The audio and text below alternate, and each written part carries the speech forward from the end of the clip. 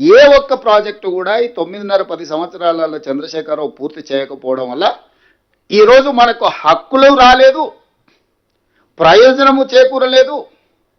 చివరికి ఈరోజు దాన్ని సర్దిద్దుదామని మేము ఎప్పుడైతే కూర్చొని ఈయన ఇచ్చిన లేఖలు, ఈయన వాళ్ళ పట్ల చూపించిన ఔదార్యం, ప్రేమను, ఇది తెలంగాణ ప్రజలకు ప్రయోజనం లేదని ఎప్పుడైతే మేము మాట్లాడుతున్నామో ఈ రోజులను ప్రజలను తప్పుదోవ పట్టించడానికి ఈరోజు వాళ్ళు శాయశక్తుల ప్రయత్నం చేస్తున్నారు.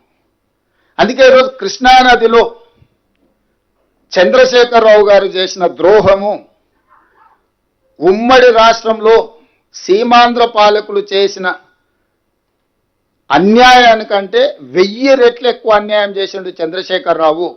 నిజంగా ఒకవేళ అనాల్చి వస్తే, ఒకవేళ ఇట్లాంటి తప్పులు చేసినందుకు వాళ్ళని ఒక్క కొరడా దెబ్బ కొట్టాల్సి వస్తే చంద్రశేఖరరావు గారిని 100 కొరడా దెబ్బలు కొట్టాల్సిన కృష్ణానదిలో మనకు చేసిన ద్రోహానికి.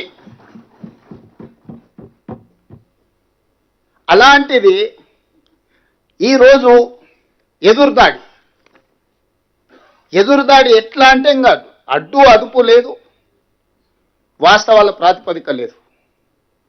కాబట్టి ఈరోజు కృష్ణానదిలో నీళ్ల కోసము సంబంధిత సంస్థల దగ్గర, కేంద్ర ప్రభుత్వం దగ్గర అప్ టు సుప్రీంకోర్టు రెగ్యులర్గా మానిటరింగ్ చేయడమే కాదు, రెగ్యులర్గా ఉత్తమ్ కుమార్ రెడ్డి గారు పాపం ఆయన్నే పోయి కూర్చొని గంటల కొద్దీ అక్కడ జరిగే ప్రొసీడింగ్స్ని, ట్రాన్స్మిషన్ లాస్ ఉండొద్దు, రేపు అధికారులు వినొచ్చి చెప్పినప్పుడు కొంత చెప్తారు కొంత చెప్పారని మేము ఇద్దరం చర్చించుకొని ఎప్పుడు ఏ కేసు ఉన్నా వారే స్వయంగా వెళ్ళి అక్కడ కోర్టులో కూర్చొని అక్కడ అధికారులతో అందరిని తీసుకెళ్ళి అక్కడ అడ్వకేట్లతో కూర్చొని పూర్తిగా డిస్కషన్స్లో ఇన్వాల్వ్ అయ్యి తెలియని కూడా తెలుసుకొని అవగాహన కల్పించుకొని పూర్తి స్థాయిలో కృష్ణానదిలో మనకు కావాల్సిన హక్కుల కోసం, తెచ్చుకోవాల్సిన నీటి కేటాయింపుల కోసం మేము పూర్తి పెద్ద ఎత్తున ప్రయత్నం చేస్తుంటే ఈరోజు బురద జల్లుతుండ్రు. వారి నిర్ణయం వల్ల నీళ్లు ప్రాజెక్టులు ఆలస్యం అవడం, తద్వారా నీళ్లు వినియోగించుకోకపోవడం,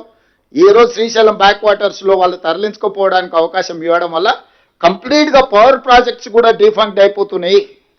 ఈరోజు 1000 కోట్ల రూపాయలు ఖర్చు పెట్టినా కూడా ప్రాజెక్టులు కట్టలేం. అప్పట్లో పెద్దలు కట్టారు కాబట్టి శ్రీశైలం, నాగార్జున సాగర్, పులిచింతలు పవర్ ప్రాజెక్ట్స్ ఈరోజు డెట్ ఫ్రీ అయిపోయినాయి. ఇవాళ పవర్ ప్రాజెక్టులు అన్నీ కూడా డిఫంక్ట్ అవుతున్నాయి. అంతర్జాతీయ జల విధానము ఒక బేసిన్లో అవసరాలు తీరిన తర్వాత ఇంకొక బేసిన్కి నీటిని తరలించాలి. ఏ రకంగా చంద్రశేఖరరావు గారు బేసిన్లు లేవు, బేసిజాలు లేవు అని చెప్తాడు? ఎవరిచ్చిండ్రు ఆయనకి అధికారం? ఏ హోదాలో ఆయన బేసిన్లు లేవు, బేసిజాలు లేవు, మీరు గోదావరి జలాలను కృష్ణా దాటించి పెన్నాకు తీసుకెళ్ళండి, మీకెందుకు నేను చూసుకుంటా అని వాళ్ళ తరఫున ఒకళ్ళతో పుచ్చుకుంటాడు? వాళ్ళ పట్ల వాళ్ళ పక్షాన పాలెగాడి కింద మారిండా? ఇది అడుగుదామంటే ఆయన రాడు. వాస్తవాలు వివరిద్దామని అంటే ఆయన చర్చ కుదరదు అంటాడు. పిల్లలు వచ్చో అన్ని చిల్లర మాటలు మాట్లాడతారు, ఇటు తిప్పితే అటు తిప్పితే అట్లాంటి మాటలకు చాలామంది ఉన్నారు సమాధానం చెప్పడానికి. కాకపోతే ప్రభుత్వం నడుపుతున్నాం కాబట్టి ఒక విధానం. రెండవది ఇంకా గోదావరి. ఇవాళ గోదావరి నది మీద ఆనాడు ఉమ్మడి రాష్ట్రంలో 2007-8లో కాంగ్రెస్ పార్టీ రాజశేఖర రెడ్డి గారు ఉన్నప్పుడు ప్రాణహిత చేవెళ్ళ డాక్టర్ బాబాసాహెబ్ అంబేద్కర్ తుమ్మిడిహెట్టి నుంచి మొదలుపెట్టి చేవెళ్ళ వరకు తీసుకురావాలని ప్రాణహిత నుంచి మొదలుపెట్టి చేవెళ్ళ అని ప్రాజెక్టు పేరే ప్రాణహిత చేవెళ్ళ. వెంకటస్వామి గారి సూచన మేరకు డాక్టర్ బాబాసాహెబ్ అంబేద్కర్ గారి పేరును ఆ రోజు జోడించడం జరిగింది నాకున్న సమాచారం. మరి ఈరోజు ఆ ప్రాజెక్టును తుమ్మిడిహెట్టి నుంచి ప్రాంతాన్ని మార్చిండు, మేడిగడ్డ, అన్నారం, సుందిల అంచనాలు మార్చిండు, పేరు మార్చిండు కాళేశ్వరం.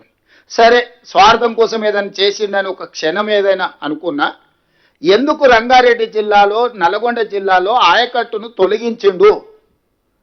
బేసిన్లు లేవు, బేసిజాలు లేవని చెప్పిన చంద్రశేఖరరావు గారు 23, 24, 25, 26 ప్యాకేజీలు దాదాపుగా నల్గొండ మన రంగారెడ్డి జిల్లాలో 23 దాటిన తర్వాత 24, 25, 26 ప్యాకేజీలు చేవెళ్ళ, తాండూరు, పరిగి, వికారాబాద్ దాదాపుగా 2.5 లక్షల ఎకరాలకు ఆ రోజు ప్రాజెక్టులో ఇంక్లూడ్ అయ్యి రంగారెడ్డి జిల్లాకు నీళ్ళు ఇవ్వాలని. అదేవిధంగా నల్గొండ జిల్లాకి ఇచ్చిన, నల్గొండ కానీ ఇతర అసెంబ్లీలు అవి కలిసి దాదాపు 4 లక్షల ఎకరాల ఆయకట్టును తొలగించండు. రంగారెడ్డి జిల్లాను మొత్తం తీసేసిండు.